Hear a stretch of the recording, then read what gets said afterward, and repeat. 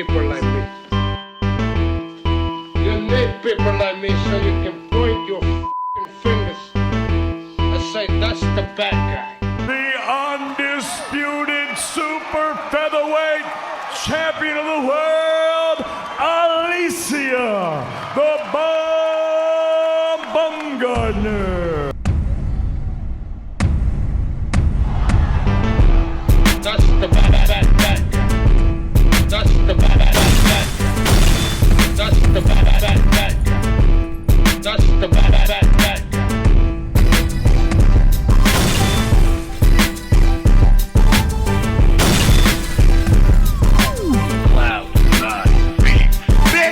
Welcome to the motherfucking relay. We're covering today's top boxing news.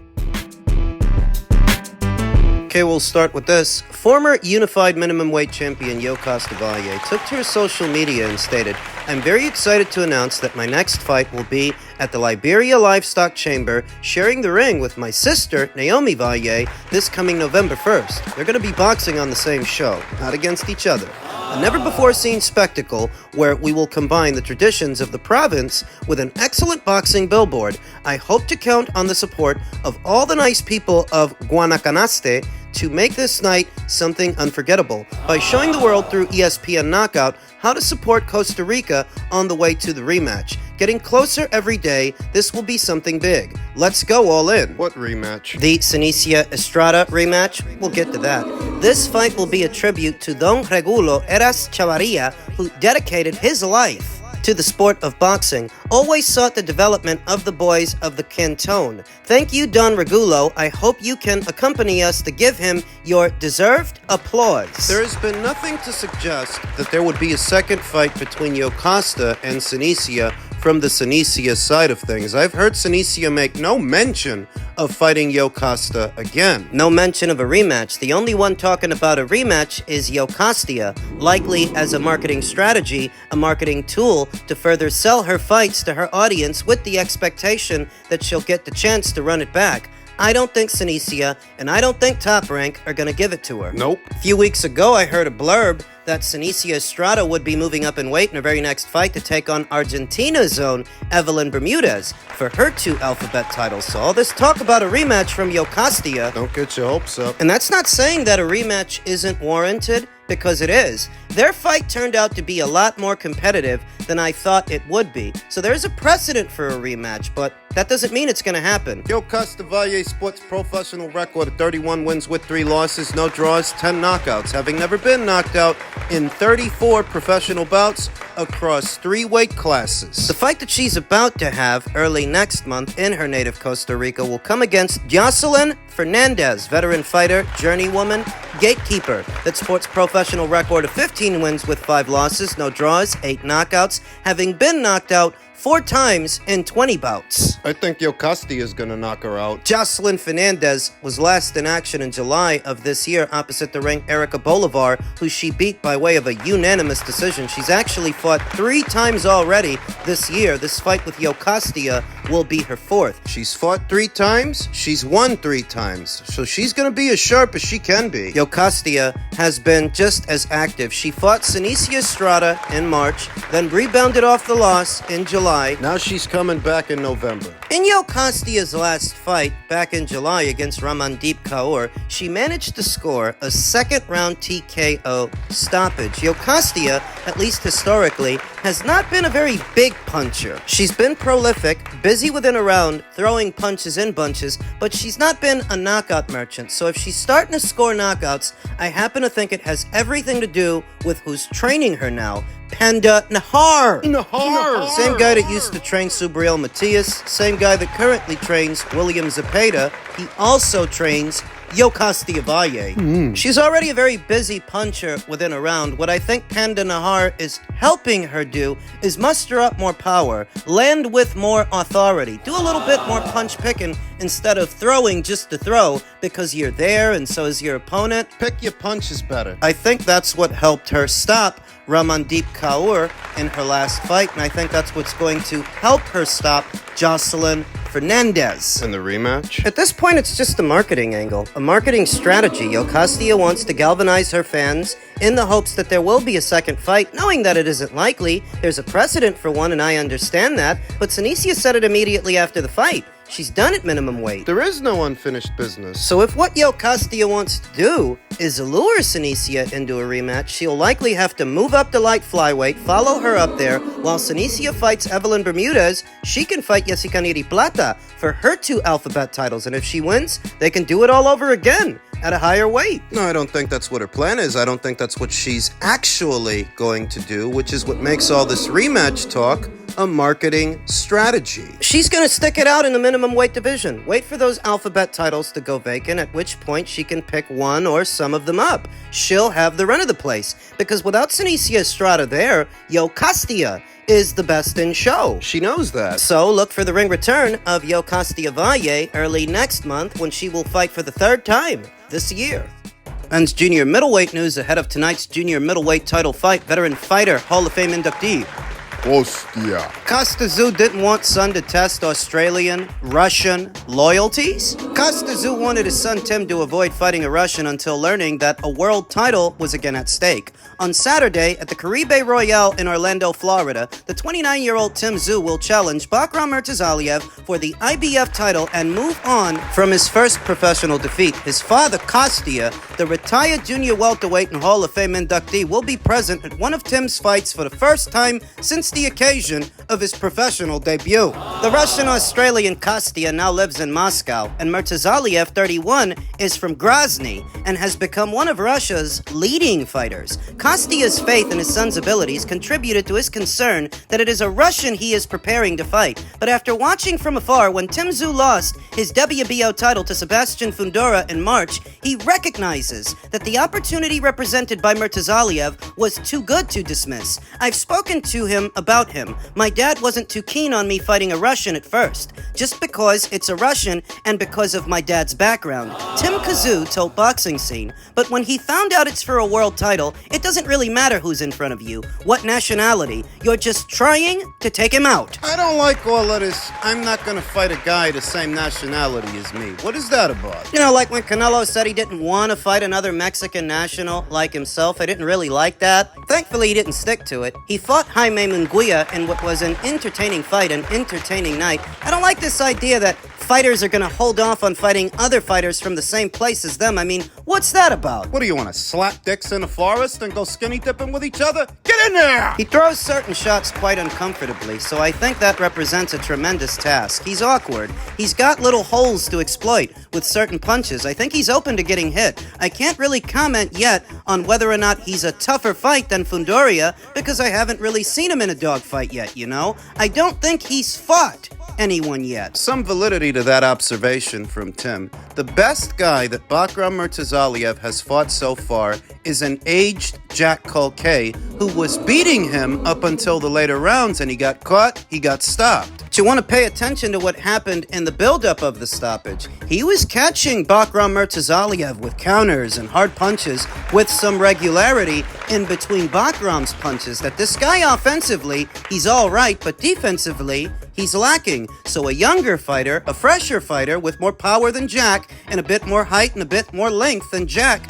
can do some damage. I think he did well when defeating Jack Culkay, but he did get caught a few times, so it's exploiting that. I really don't know how tough he is. We shall see. Tszyu admirably agreed to fight Virgil Ortiz Jr. before the damaging cut he suffered against Fundoria dictated that he would not be ready. The circumstances surrounding that fight mean that, unusually, defeat hasn't set him back, but he recognizes that a second successive defeat on Saturday will do so, and therefore, that is a considerable risk. It's back to looking at factory jobs, he said, with a laugh before being asked if he had ever considered a tune-up, and responding, Tim said, "No, never. I would have said, get screwed. If anyone had suggested I take one, you're fired." I feel like Tim is a fighter's fighter, and he's got an old school mentality. Old school to a fault. Here he is in Florida, fighting a Russian guy, when he could easily be fighting this same Russian in his own neck of the woods in front of a lot of people. He wants to do things the hard way. Hard. Most needlessly, I'd say. because for fighting in America in front of a small group of people, you could be adding to your celebrity by fighting in your own neck of the woods and use some of those A-side advantages. There's nothing wrong with it. The Americans do it all the time, so why shouldn't Tim? Old school mentality. I feel like he's romanticizing things a bit. This bucket list thing he's got going on, that he wants to make it in America. He wants to fight here, make it here. When here, he's depriving himself of the audience he's built in Australia over time. What's this thing really going to bring in? What's it going to do at the gate? Come on. Stout observation that we don't know how tough Bakhram Murtazaliev's medal really is, because as a junior middleweight, the toughest guy he's fought, the best guy he's fought, is an aged Jack Colquet. Jack is a crafty boxer, make no mistake. He has been for years, but he's in his late 30s. Took Bakhram a while to get rid of that guy. And Jack Colquet, for all his virtues, he can't punch like Tim can punch. So I am favoring Tim to win tonight. Should be fun. Should be an all-action shootout because Bakhram, he's an all-action fighter, and so is Tim. Tim throws really good straight punches down the middle from the outside coming in, and on the inside, he's pretty good there too. Good punch picking, good body shots, good uppercuts, whereas Bakhram, because he's tall and he's long, lots of height, lots of length, he throws wide sweeping shots that can be countered. Decent jab. Bakhram's got a decent jab, he uses it often, but when he brings other punches over behind it, They're wide. doesn't keep his hands at home well enough, so he's open for counters after he throws. It's the area of opportunity for Tim Tszyu later on today, and I will be going live for that fight. So I like Tim to win. Can all the nationalism, the I'm Russian and you're Russian and we shouldn't fight, enough of that mess. Dmitry Bivol and Artur Beterbiev are both Russian nationals, and they just fought. You gotta fight. All right? Enough of this Rudy Poo crap, and let's get it on. Men's super middleweight news. Jose Benavidez Sr., the father of David Benavidez on Artur Beterbiev, said, "He's an effing animal, but you've got to understand he's almost 40 years old, bro." So was Alexander Vajdik, and he gave you all you could handle. You couldn't stop him. You didn't look like a monster with him. How would you look with Artur? More and more, that is feeling like a rhetorical question. When you consider that David Benavidez is about to fight David Morrell early next year, Artur Beterbiev himself, he's currently under orders to satisfy his mandatory challenger, Michael Eifert, by way of the IBF, while they try to negotiate a rematch with Dmitry Bivol and get the IBF to play ball. More and more. I don't think we see a David Benavidez versus Artur Beterbiev fight for a few reasons. One being that they don't really want it. I don't think they do. That's one. Two, we've got to see through. We've got to see out this David Benavidez versus David Morrell fight. David Benavidez has got to make it through that. We don't know that he will, even if he does. Artur may have to try and make it past Dmitry Bivol for a second time. He may have to try to make it past him again, and I'm not so sure that he will in the rematch. Dmitry might win. If he does, that changes things. So even if for the time being, Team Benavidez are seemingly calling out Artur for a fight, they're doing so with knowledge of all of this, that they're not about to fight Artur. Could be a while before he's available for a fight with them. Jose said, hopefully we can get an opportunity to fight Beterbiev. He just won last Saturday, so hopefully we can get that. But right now, we're focused on David Morrell. We've got to look impressive in order to go to the next level. I don't often agree with things that Jose says or Jose does, but he's right. They gotta look good against David Morrell. Stylistically, David Morrell has the right style for the job. David is best described as a boxer puncher with power. The caveat. The catch-22 is David Morrell doesn't have that much experience. What's this guy got, 12 professional fights? That's it? In a situation where a fighter has the right style for the job and the right tools, but not necessarily the right level of experience, that's a situation where the guy might start off strong, he might start off all right, but as the fight progresses, he'll start to fade. He'll get tired. Not a big fan of David Benavidez's boxing, but it is safe to say that he would be the best fighter that David Morrell will have fought so far. So in David Morrell's 11 or 12 fights, how many times has he been pushed? How many times has he been forced to work and work under pressure? How many times? Forced to fight. And when a fighter starts out, the first couple of fights they have are bring-along fights, gimme fights, developmental fights. So when you look over at David Morrell and you see that he only has 11 or 12 fights, how many of those 11 or 12 fights were developmental fights? gimme fights. How many times in those 11 to 12 fights was he pushed? A lot of people say he didn't look too hot in his last fight with Radavalle Kalajdzic. And he didn't. He didn't look great.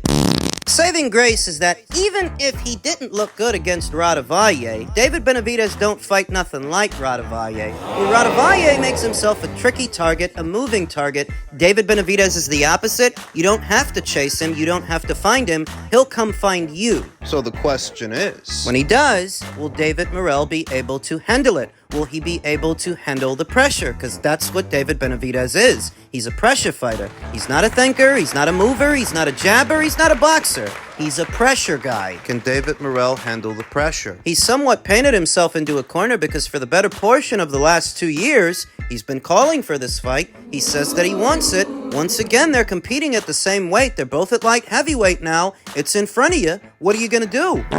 No, I don't think people at the PBC are as invested in David Morrell as they are in David Benavidez. What that means is if the fight is close, the rounds, they're competitive, it's hard to separate them at times, I think David Benavidez will get all the consideration because it's easier for the PBC to sell a fighter of Mexican descent than a Cuban fighter. Characteristically, Cubans don't sell that well in America. Just being honest. Very accomplished Cuban fighters in Erislandy Lara and Guillermo Rigondeaux. For all their accomplishments and all their efforts, they never went on to become big superstars.